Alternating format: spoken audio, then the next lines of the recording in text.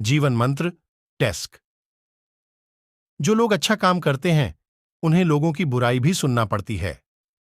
ऐसी नकारात्मक बातों पर ध्यान नहीं देना चाहिए और अपने की लक्ष्य की ओर बढ़ते रहना चाहिए।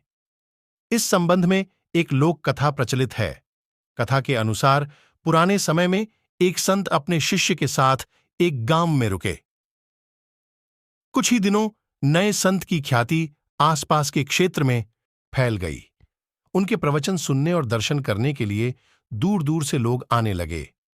ये देखकर उसी गांव का एक अन्य पंडित परेशान हो गया। उसे लगने लगा कि इस संत की वजह से मेरे भक्त कम हो जाएंगे, मेरा जीवन यापन कैसे होगा। पंडित ने संत का दुष्प्रचार करना शुरू कर दिया। वह लोगों के सामने उस संत की बुराई करता था। एक दिन संत के शिष्य को ये सारी बातें मालूम हुई तो उसे बहुत गुस्सा आया। वह तुरंत ही अपने गुरु के पास पहुंचा और पूरी बात बताई।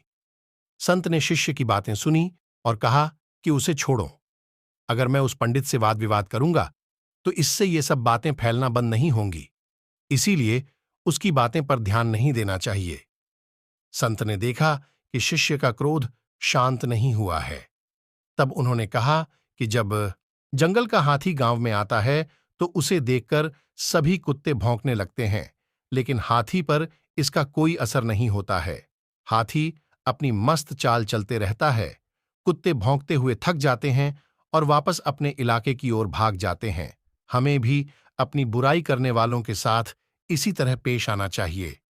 हमें सिर्फ अपना काम ईमानदारी से करना चाहिए और सत्य के मार्ग पर आगे बढ़ते रहना चाहिए। हमारे अच्छे काम ही ऐसे लोगों का मुंह बंद कर सकते हैं।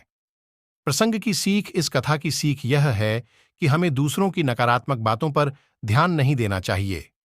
अगर हम भी दूसरों की तरह नकारात्मक व्यवहार करने लगेंगे तो अपने लक्ष्य से भटक सकते हैं। इसीलिए ऐसी बातों पर ध्यान देने से बचें।